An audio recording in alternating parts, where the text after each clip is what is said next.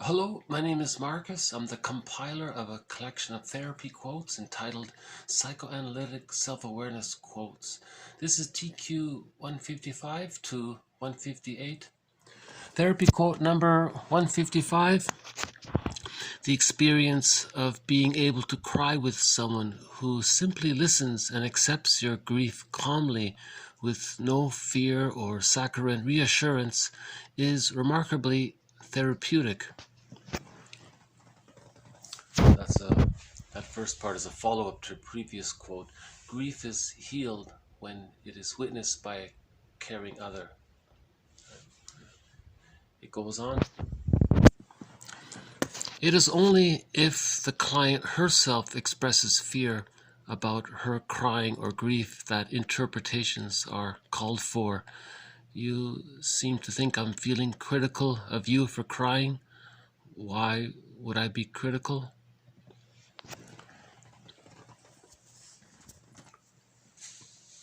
So the idea there in that second part is that often the client might project her critical mother onto the therapist and be afraid to and think that, well, when I was a child, when I had feelings, mother was critical towards me. Maybe the therapist is going to be just as critical. So the therapist at that point intervenes and says, I'm here to help you. Why would I be critical if I'm here to help you or something? And the idea here as well is that the therapist supposedly offers a so-called holding function. So the therapist and the client together hold the emotions. The therapist is helping the client to allow enough safety to hold it, right?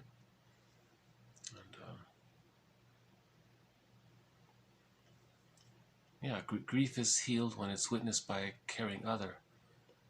Because if we don't grieve, that can lead to chronic grief, prolonged grief, complicated grief, aggravated grief, grief gone awry, which can lead to pathological melancholia, pathological nostalgia. And all of that, one author said, can lead to symptoms resembling PTSD. And then as the person gets older, one author said they can become upset more easily by smaller things, the hurtful feelings. It takes longer to recover. That can lead to the person becoming a hard-boiled egg. That's a reference to a previous video. So if we do grieve and mourn, we're integrating the parts, we're accepting our feelings, and then we reach whole object relations. And that's the psychological birth of the self. That's individuation, when we reach whole object relations. And from individuation, we have access to our real self, the part of us that has various capacities, as described in a previous video. 156. You can't let yourself be successful because you don't want your mother to take the credit and think she was a good mother. You'd rather sabotage yourself to punish her. So here's this theory. This is the third time this theory has come up so far.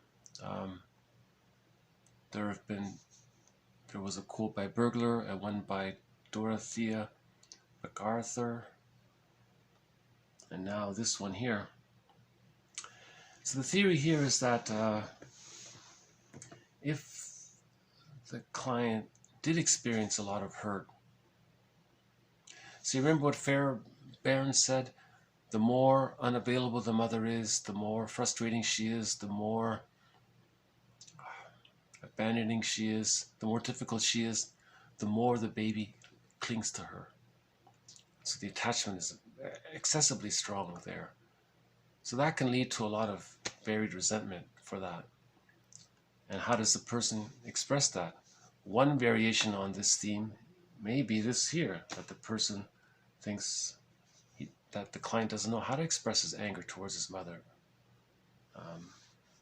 So maybe that's one theory to self-defeating behavior. The person's going to live in a self-defeating way to communicate to the world how bad their mother was, because look at the result, you know, or a part of that is to not let the mother take credit for anything good that she does. So maybe the child did have some accomplishment, and then the mother took it all and said it's because of her. And so the daughter's self-expression got invalidated by that somehow. And the person thinks that they're not going to do that again. Because what's the point? The mother's going to just take it again. That's in the memory, you see. That's in the unconscious memory. So it's just a theory. You know, it's just a theory regarding the unlived life or self-defeating behavior or self-sabotaging behavior, because there's unconscious resentment at the mother, and the person wants to express that somehow. And the theory is they think, the client can think that they can express that by living in a self-defeating way, to tell the world, see, I couldn't be successful or express myself, obviously, because look how I lived, because I was so afraid to. Why was I so afraid to? Well, obviously the mother taught me this, you know. So it's trying to maybe it's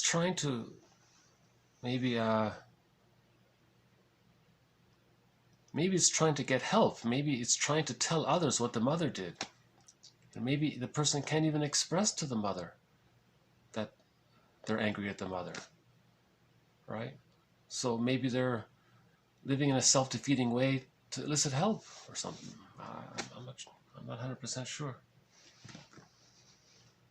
But it's an interesting quote, isn't it? You know,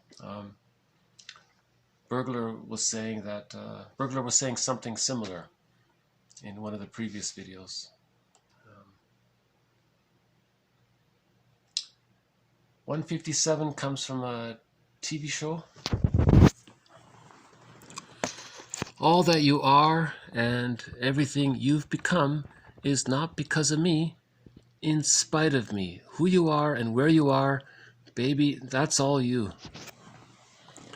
So here's the end. Here's the mother wanting to reassure the daughter that the mother's not going to take credit. So she's encouraging her daughter to express herself and find out who she is. And don't worry, she as the mother's not going to try to co-opt that or say it's because of her and discount her efforts. So I thought that was clever that the scriptwriter included this for the mother to say to the daughter. See, even here there's that idea maybe about, you know, at what point is a child affected by the parent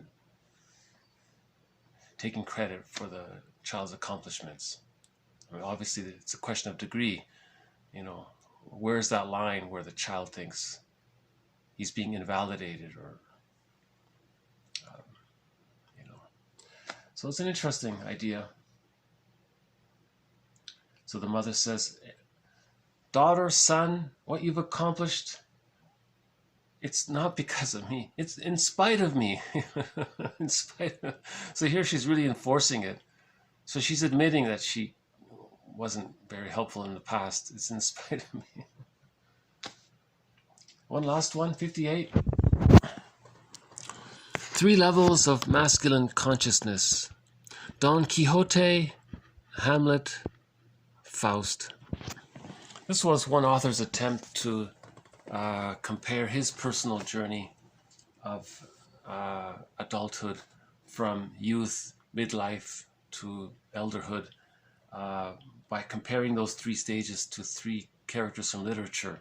So he said his youth was like Don Quixote, you know, selfish, adventurous, and all that. Then at midlife he was confused and he was questioning things, like Hamlet was kind of very confused.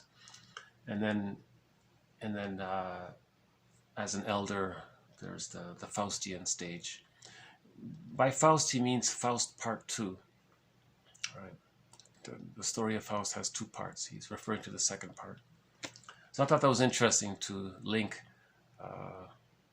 or to describe the 3 main phases of life with these literature characters. Okay, so the first one was about how it's not helpful to offer saccharine reassurance if somebody needs to cry, have a cry. If the friend slaps his friend's back and says, "There, now, don't cry, don't cry." So that's called spiritual bypassing. The witness was feeling uncomfortable to see the other person's feelings, so the witness didn't want to feel his feelings, so he thought if he can squelch the other person's feelings, then he won't be exposed to his feelings. So both people are. That's called spiritual bypassing. But maybe in some situations, obviously, it's necessary. But this is talking about the therapeutic context. So the therapist wouldn't do that, right? And then the reality of the present being different from the past experience. So the therapist is saying, this is present time. I'm a therapist in the present time, here to help you heal and mourn and grieve. So why would I criticize you? Just to make it clear that the therapist is not the parent. And that can maybe be that point where the client can feel some relief. And the second one was that theory about if a person has some deep unconscious anger towards the mother, they may think that the only way to express that is through self-defeating behavior, as a convoluted way of saying what the parent did to them. Yeah. The third one was from the TV show, where the parent wanted to reassure her child that the parent's not going to take credit for what she did, right? for what the child accomplishes. And the idea that that literature can describe a person's conscious development. You know, I'm sure there's an equivalent for women, you know. But this is a man who's writing, so he used male characters in literature. Okay, more to follow, to be continued. Thank you very much. This has been TQ 155 to 158. Bye for now.